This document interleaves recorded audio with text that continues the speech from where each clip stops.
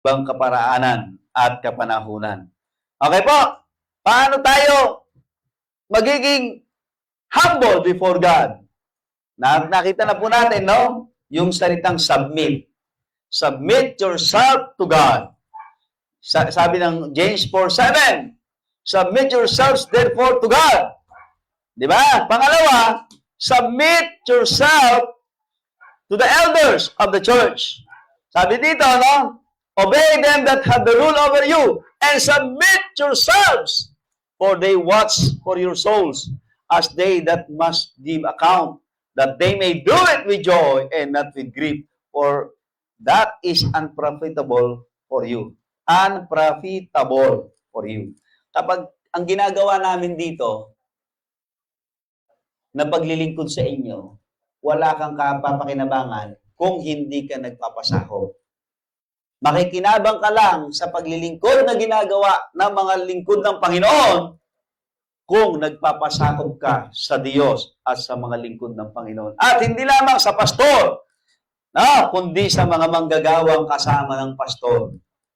Yung mga deacons natin, yung mga elders natin, yung mga Sunday school teacher natin, magpasakop kayo dyan.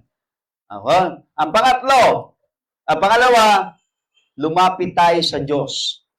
Yung mga taong mapagpakumbaba sa harapan ng Diyos, na itinataas ng Diyos, ito yung lumalapit sa Diyos. James 4:8, draw nigh to God, and He will draw nigh to you. Yan po, no? Kailangan po tayong lumapit. Sabi nga ng Matthew 11, sabi ni Kristo, lumapit kayo sa akin. Come unto me! Di ba? Lumapit tayo sa Diyos. Lalo-lalo na kung tayo may mga pangailangan, may mga problema, may mga tukso at pagsubok, may mga karamdaman. Bakit ba? Bakit pangkaraniwan sa tao, no? Kahit pastor, mas lumalapit sa doktor kaysa lumapit sa kapwa niya pastor para humingi ng prayer. Bago kayo pumunta ng ospital, maghanap kayo ng senior pastor na mas senior sa inyo para ipag-pray kayo. Baka hindi na kayo payagan ng Diyos na pumunta ng doktor, hospital. Bakit? Sabagat sabi ng Bible, ang panalangin ng lingkod ng Diyos ay mabisa. Bakit? Sapagkat ang kanyang panalangin ay panalangin ng pananampalataya. The prayer of faith. Sabi yan ng James chapter 5. Tingnan nyo nga, James chapter 5. And then, kung meron siyang suggestion, pakinggan nyo. Pastor, matalino pa ako sa pastor na yan eh. Kahit ba matalino ka pa sa pastor na yan? Aged pastor na yan eh. Pastor na may edad na yan eh. Senior na yan eh. Baka nga senior pa sa edad, senior na sa gawain, senior pa sa edad. O kung sakali, mas senior ka man sa kanya, pero senior naman siya sa edad, magandang pakinggan mo pa rin siya. Sabi rito, James chapter 5. Sabi ng verse 16, confess your fault to one another and pray for one another that ye may be healed. The effectual fervent prayer of a righteous man availeth much. Yung panalangin maningas ng isang lingkod ng Diyos ay malaki ang nagagawa. Kaya kung may sakit kayo, bago kayo pumunta ng doktor, punta muna kayo sa pastor nyo. Maghanap kayo ng pastor, kung kayo man ay pastor, na magpe-pray over sa inyo. At kung meron siyang sinasabi, makinig kayo, sumunod kayo. Baka gamitin ng Panginoon ang kanyang mga sinasuggest. Kung minsan na sinasuggest ng pastor o ng lingkod ng Diyos, para nakakatawa, di ba? Sabihin ba naman Ketong, maligo ka sa ilog Jordan. Sabi ni Elisha, prinsipe yan ng Assyria. Pero sabi ni Elisha, maligo ka ng 7 beses sa ilog Jordan. Ano ginawa ng prinsipe? Bagamat masama loob niya, naligo ng 7 beses. At nung ika-7 beses, siya'y gumaling. Ano sabi ni Kristo doon sa bulag? Pumunta ka doon sa Siloa. Pool of Siloa. Maghilamos ka. Naghilamos yung bulag. Bulag siya mula sa kapanganak. At siya'y nakakita. Dahil siya'y sumunod. Ano ginawa niya? Naghilamos. Di ba? Sabi ni Kristo, nananampalataya ka ba? Na ikaw ay makakakita? Opo. O. Ang pananampalataya mo ang magpapagaling sa iyo. So yung bulag nakakita ka agad because of his faith in Christ Jesus. Mga barid, minsan hindi naman problema ang sakit eh. Ang problema yung may sakit. Lagi nasa utak, doktor.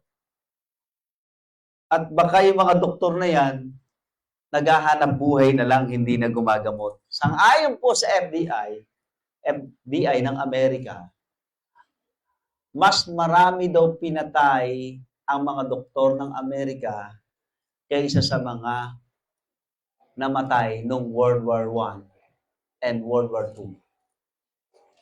Pagsamahin mo ang pinatay ng World War I at World War II, mas marami ang pinatay ng mga doktor na Amerikano. Si Pastor Pan, may kinukwentong member nila, nung dinala sa ospital, simpleng sakit lang, nung lumabas, patay na. Di ba? Hindi natin alam eh. Baka, yung mga gagamot sa'yo, gipit na gipit, kailangan ng pambayad. So, ano gagawin yan? Hahanap ng pasyente yan na peperahan niya. Sabi nga nung doktor sa Pampanga, kay Pastor Danny daw, sabi Pastor Danny, sabi daw ng doktor, alam mo, Pastor, buti Kristyano na ako. Bakit? Eh, pwede ko naman sabihin sa'yo na yung misis mo ay talagang may problema eh. Kailangan ng operasyon eh, dahil yun ang trabaho ko eh. Pero dahil ako'y doktor at honest, dahil ako'y Kristyano, Pastor, yung misis mo, walang sakit. Ultimo yung St. Luke, walang nakita eh. Ba't ko operahan yung misis mo? Pwede ko operahan yan. Pwede kong gawa ng paraan yan. Kumuha lang ako ng isang bagay na, ito Pastor, pero totoo, hindi naman. Pera na yan eh. Pero dahil, Pastor, ako'y Kristyano, hindi ko na ginagawa yan. No, ginagawa ko yan. Hindi ko na ginagawa yan, Pastor. Sabi ni Pastor Danny, di kaya napasma lang ang misis ko. Naniniwala ako sa pasma. Baka nga, Pastor, napasma lang ang misis mo. Alam nyo, inuwi dito sa garay. Binigyan lang po ng vitamins lang. Walang ibang gamot, vitamins lang. 1 week lang. Nakatayo, nakapaglingkod, nakapamasyal, nakagawa ng mga gawaing bahay. Palapasma lang. Minsan, simpleng sakit lang, akala na sasabihin ng doktor, malala, pero ang totoo, naghahanap buhay lang siya. Baka, paghanap buhayan ka lang ng mga doktor na yan, at least ang pastor, hindi ka pinaghahanap buhayan. Bakit? Wala naman siyang ginawa eh. Nag-pray lang eh. Di ba? Nag-pray lang siya. Oo. At, normally, hindi naman tayo mihingi ng bayan. Ang dami nating tinulungan, pinag-pray, gumawa tayo ng mga natural medicine, gumaling! Humingi ba tayo ng bayad? Wala. Meron lang isang tao sa akin, nagpadala ng 6,000 eh. Hindi ko nga siya kilala eh. Nagpakilala lang siya sa akin, anak daw niya, yung kausap ko, na ginamot ko at gumaling. Anak niyo po ba yon? Ay, hindi ko po kayo kilala eh. Nagkita lang, nagkausap lang po kami sa cellphone eh. Nagka-chat-chat lang. Pastor, pero gumaling yung anak ko eh. Hindi na siya na-operahan. Siya ay tauhan ng munisipyo dito sa Baliwag. So dahil, pastor, hindi na operahan ng anak ko dahil natunaw yung mayoma niya, dahil ikaw daw, pastor, ang nag-suggest kung ano yung iinumin niya, talbos lang. Talbos ng kamote lang. Natunaw yung mayoma. So, pastor, bilang pasasalamat, magpapadala ako sa iyo ng pangmerienda. Tanaw, utang na loob lang. O, pangmerienda, sabi ko, sige po, bahala po kayo. Alam niyo, magkano pinadala? 6,000. 6,000. Nagkita kami, member pala ni Pastor Yagi, yung tatay. Di ba? Hindi ko kakilala yung babae eh. Nagchat-chat lang kami. Naikwento niya sa tatay niya, yung paano ko siya tinuruan ng gagawin at gumaling. Oh, tumawag ang tatay. Tumawag. Pastor, salamat. At bilang pasasalamat, pastor, gusto ko sana magpadala ng pangmerienda. Wala, 6,000 pala yun. Laking pera nun. Mga 1990s yun. Wala pang year 2000 yun. Nagpadala ng 2,000 sa akin. Oh. Hindi, mga year 2000 na pala, pero early year 2000. Okay po. Kaya pag lumalapit tayo sa Panginoon, ang Panginoon po ay gagawa ng miracle after miracle in our lives. At tayo po'y mag-aral kay Kristo. Ibigay natin lahat ng problema natin kay Kristo at mag-aral tayo kay Kristo. Aba, ang sabi naman ng Mark 1:17, sabi ni Kristo, "Come ye after me, and I will make you become fishers of men." Nabarid, tinatawag tayo ng Panginoon para tayo ay bigyan ng kapayapaan, kagalingan, at turuan. At tinatawag tayo ng Panginoon na lumapit sa Kanya upang tayo maging mga lingkod niya. Mga mamamalakaya ng mga tao. Yung mga tao na dati ay parang ganun ka rin. Ngayon, dinadala mo na sila sa Panginoon kasi naranasan mo na yung kapahingahan, pagpapala, miracles ng Panginoon sa iyong buhay. And the last, number 3, be holy. Kung tayo po'y magiging banal, sabi rito sa Bible, James 4:8, "Cleanse your hand, ye sinners, and purify your hearts, ye double-minded." Sabi rito, cleanse, no? At saka sabi rito, purify. Bakit? Siyempre, pagka tayo po'y nalinis, na purify, ang ibig sabihin po nun, tayo ay magiging banal. So, be holy. Maging banal tayo in the sight of God and man. Sabi po ng 1 Peter 1:15, "But as He which hath called you is holy, so be ye holy in all conversation, in all manner of conversation." 1 Peter 1:16, "Because it is written, be ye holy, for I am holy." Sabi ng Bible, maging banal kayo.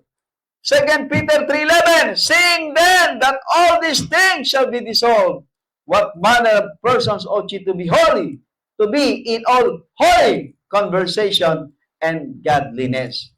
So gusto ng Diyos, lahat ng ating buhay, sa pamumuhay at sa kabanalan, tayo sa pagiging maka-Diyos, tayo po ay maging banal. So yan po sinasabi ng Bible. Ano po ba sabihin ng being holy? Hagios. Yung sabihin po ng Greek word ng holy ay hagios. Sabihin po ng hagios is sacred, pure, ano ho? Blameless. Yan po, no? Kapag tayo po ay nagpapalinis sa Panginoon, o gusto nating maging malinis at purify, isabihin po, nais nating maging banal, at sabi ng Bible, katulad ko na banal, maging banal kayo. Hagios. Pure. ano ba tayo? Blameless, sacred. Ano ho? Kaya lahat po tayo ay inuutusan ng Diyos na maging banal. Sabi nga rito, no? Cleanse. Sabi niya, no? Cleanse your hands, ye sinners. Linisin ninyo ang inyong mga kamay. Para kay si Pilato, no? Diba? Oh, si Pilato naghugas ng kamay, di ba? So ano ba panghuhugas natin sa ating kamay? The blood of Christ. Amen? Para tayo maging banal. Isabihin po ng salitang cleanse, sa Greek ay katar-idzo. Katar-idzo. Isabihin po niyan ay make clean. To cleanse or to make clean. Be clean. Or purify. Gusto po ng Panginoon, tayo po ay malinis at tayo po ay hindi lamang cleanse, malinis, purge, or purify. Pangalawa, gusto ng Panginoon, tayo po ay purify. Yan ang pangalawa. Sabihin po ng purify ay hagnidzo. Hagnidzo. To make clean or sanctify. Para po tayo maging humble before God, tanggapin, ibilang tayo na mapagpakumbaba sa harapan ng Diyos. Tayo po ay dapat mag-submit sa Panginoon, sa kanyang mga lingkod. Tayo po ay dapat, hindi lang po tayo magsasubmit. Tayo lalapit sa Diyos ng may pananampalataya. Sabi sabi po ng Bible, without faith, it is impossible to please God. At ang pangatlo, ang gusto ng Panginoon, tayo maging banal, holy. Magitan ng paglilinis ng ating mga kamay.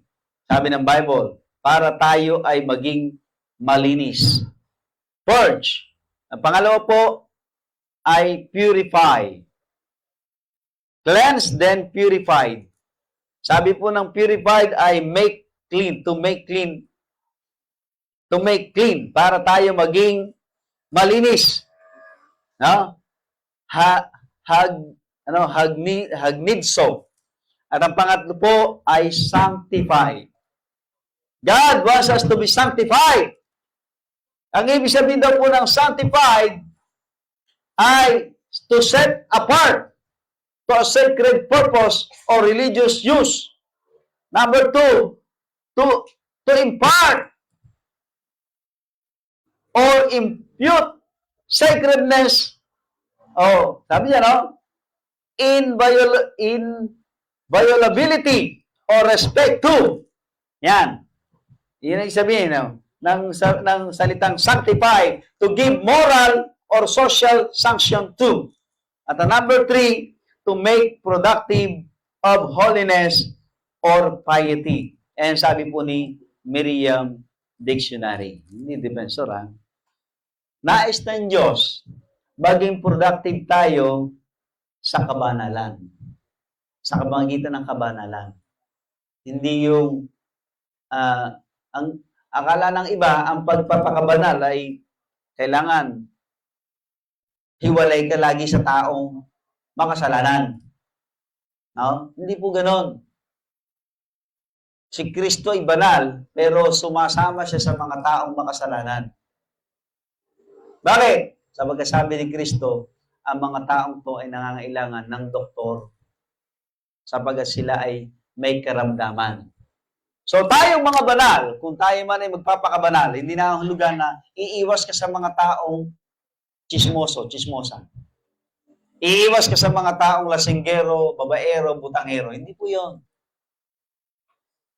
Hindi mo sila iiwasan.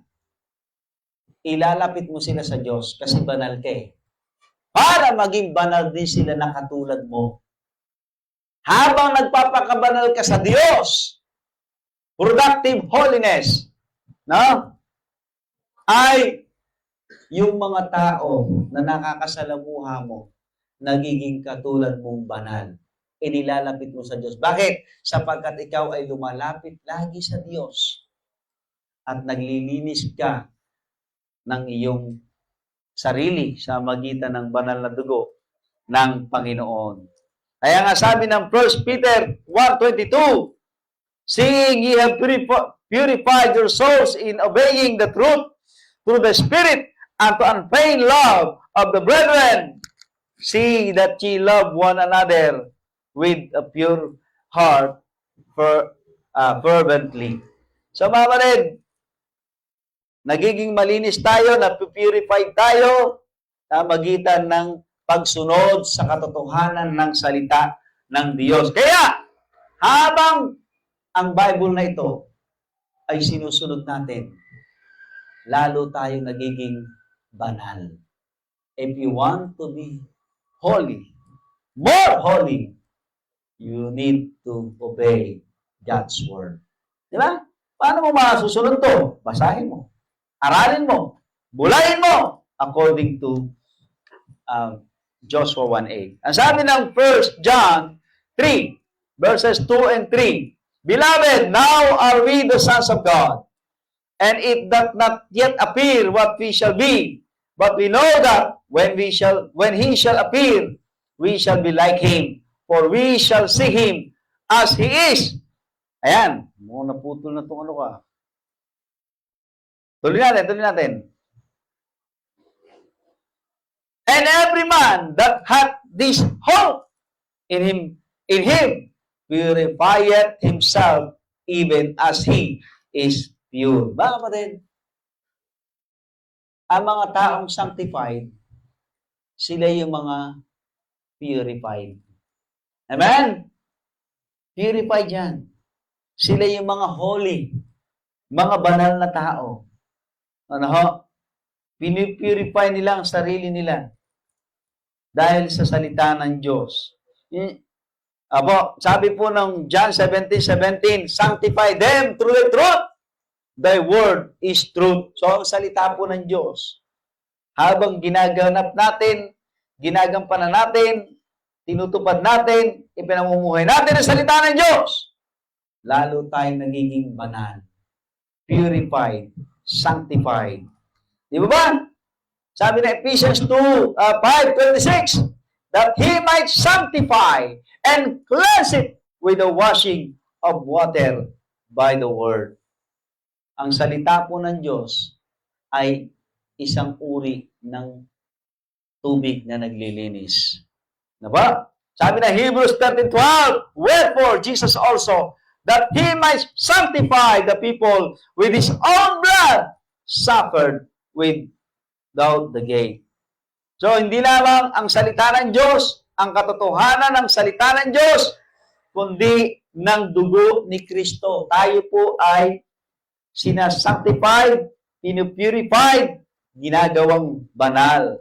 Kaya sabi po ng 1 Thessalonians 5:23, and the very God of peace sanctify you wholly, and I pray that your whole spirit and soul and body be preserved blameless unto the coming of our Lord Jesus Christ. Your spirit, your soul, and your body. Nakakalungkot. Ultimo mga pastor ngayon, pinagmamalaki pa na sila may sakit. Tila baga, proud pa. Sila inaatake ng iba't ibang sakit. Hindi po ako naging, kasi alam niyo po, ako po ay health conscious na tao. Yung lola ko, bedridden ng napakahabang panahon. Lola ko sa nanay. Nung bata pa ako, hindi pa ako nag-aaral. Hanggang sa nag-aaral na ako, hanggang sa namatay ang lola ko, madalas ako yung inuutusan para itapon yung kanyang dura na puro plema. At kung minsan may dugo pa. Sasagat ang lahi ng aking nanay ay mahina ang baga at puso. Kaya alam ko yung problema ng may sakit. Kailangan lagi kang may gamot. Kailangan lagi kang nagpapacheck up sa doktor. Yung tita ko, si Nana Bebe, may sakit sa puso, may goiter. Marami siyang problema sa kanyang health. Pero nakita ko si Pastor Danny, paano niya inalagaan si Tita Baby. Mukhang mas healthy pa siya sa mga taong healthy. Bakit? Kasi wala nang ginawa ko si Pastor Danny kundi siya ay pakainin ng mga nutritious food at ibili ng mga natural vitamins and medicine. Noong pinanganak ang mga anak ko, lalo si John Red at si Jelly, mga member ng hikain. Minana nila kaya sa nanay nila. Si Jelly, 1 year old, tinakbo sa ospital. Ay, di, 3 months old pala, 3 months old. Tinakbo sa ospital, January. Pinanganak siya ng November, di ba? November, December, January. 3 months pa lang. 25,000 ang nagastos sa kanya. Bukod pa doon sa iba pa naming gastusin sa labas. Pamasahe, pagkain. Yung binayaran lang sa ospital is 25,000. Ang hirap! Kaya, bago kami ikasal ng misis ko, sinabi ng biyanang ko na ang misis ko ay, ang kanyang anak na pakakasalan ko ay may hika. So, nag-isip na ako, anong pagkain ang pwede niyang kainin para yung hika niya ay hindi nagtitrigger. Ang dami kong natutunan dahil dyan. Wala akong ginawa kundi mag-aral, mag-research, mag-experiment.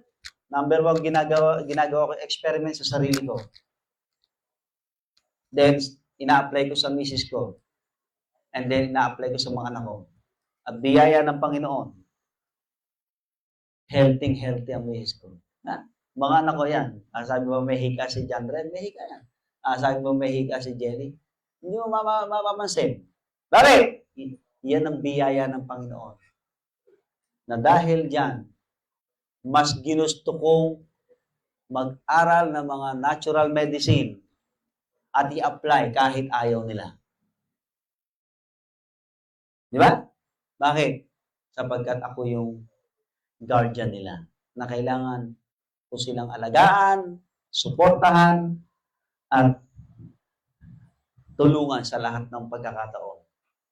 So ako mismo, nag-aral ako, nag-research ako, nagbasa ako, nag-experiment ako, nakinig ako sa mga doktor, nag-seminar ako, at ina-apply ko yan unti-unti.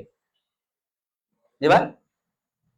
Kaya kung bakit umiinom ako ng luya sa mga bloated, gamot ito.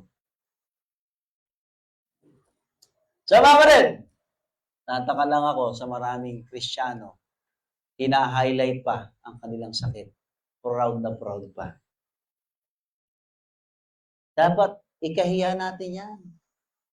Na tayo lagi may sakit, na tayo lagi nasa doktor. Di ba? Patunayan natin na dapat the most healthiest person on earth is the Christian. Why? Because we obey. We obey God's word. Ano sabi ng Bible? Genesis 1:29. Ibinigay ng Diyos ang halaman bilang pagkain. Ang bunga, ang ating pagkain, at ang dahon ay ang ating gamot. Sino ang kumakain ng halaman ngayon? Hayop na lang. Ang tao ayaw na. Kaya huwag kayong magtaka. The more you eat animal meat, the more na marami kang nararamdamang hindi maganda sa katawan mo. Kaya kailangan mo laging nasa ospital, nasa doktor, nasa butika. But the more you eat plants, the less na ikaw ay iinom ng mga medicinal na mga gamot, na mga medicinal na drink. at the less na ikaw ay pupunta ng doktor. Ano sabi ng mga Arab? 1 apple a day make the doctors away. Kumakain ba kayo ng apple? Hindi po. Yung lechon, yung kinakain namin na may apple sa bibig. Kinakain nila yung lechon na may apple sa bibig. Di ba? Yung lechon nila na apple sa bibig, kinakain ba nila yung apple? Hindi. Ano yung kinakain nila? Yung lechon. Sama ba din? Purify your whole being. Spirit,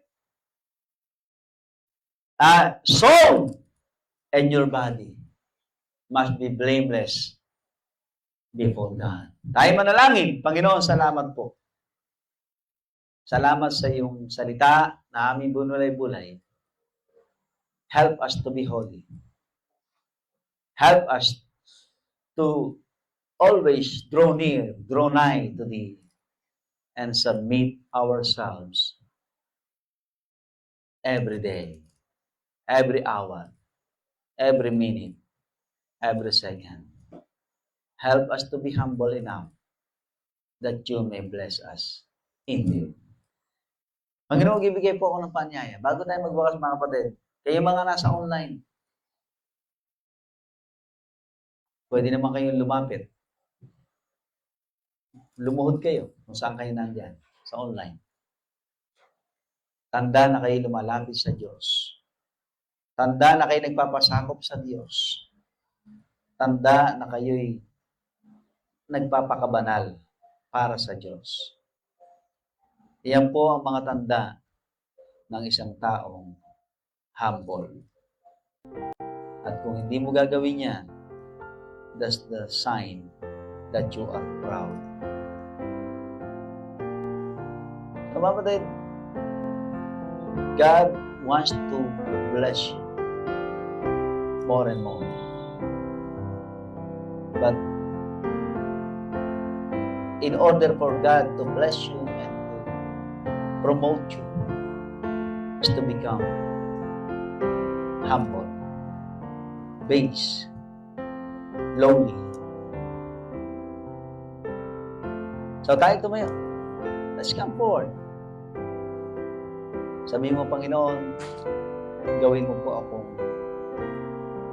mapagpakumbaba. Magpapasa ilalim ako sa inyong authority, susundin ko kayo. Lalapit ako sa inyo lagi, araw-araw, minuminuto. At ako'y magpapalinis sa magitan ng iyong salita, ng katotohanan, sa magitan ng banal na dugo ng Panginoong Hesus, para ako'y maging banal.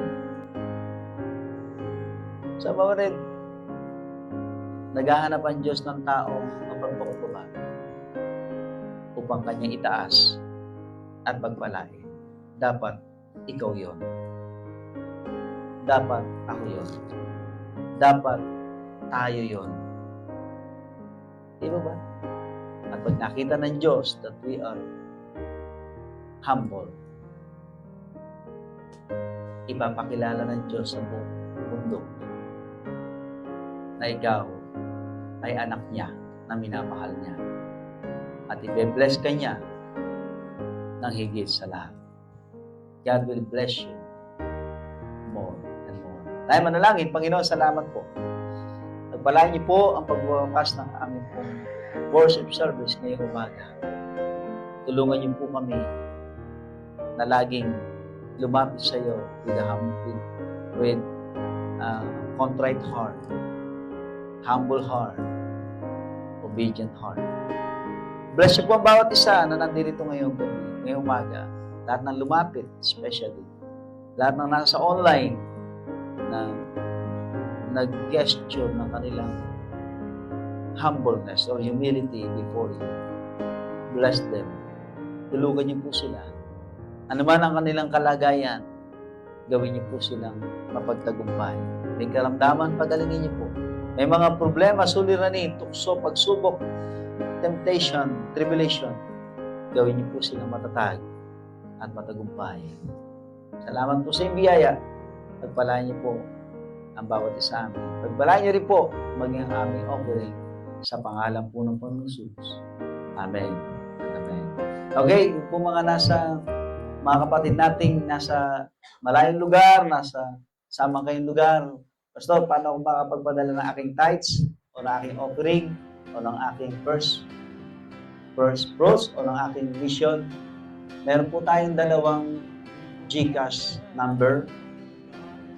I-request niyo lang po sa amin and we will send to you our GCash number at ilalagay po natin dito sa offering jar para po ma-record at para kung gusto nyo tingnan ang inyong pong record, makikita nyo po na ang inyong pinapadala po ay naka-record. No? Dalawa po yung ating nagre-record dito. Si Nana Celia at saka ang aking misis. Pero si Nana Celia po ay may health problem, hindi po siya nakakadalong pa muna. So si Sister Jelly muna po ang nangasiwa at saka si Mrs. Si Mrs. po ay nasa kusina, kaya normally si Jelly na po ang re-record. Po? At kung gusto nyo humingi ng resibo, wala nga lang po tayong hindi pa tayo register sa SEC, pero magpaparegister tayo. Resibo na hindi po under ng BIR. No? Para makita nyo lang na ang inyong pong pinapadalang tithes or first fruits or mission or offering ay well recorded po, no? Yan, mag-offering naman daw siya kahit huli siya. Okay po, salamat po sa inyong lahat, mga kapatid. Mamaya pong hapon, wala po tayong gospel, pero meron po tayong visitation. Pwede po kayo sumama. Okay, para sa prayer for the food,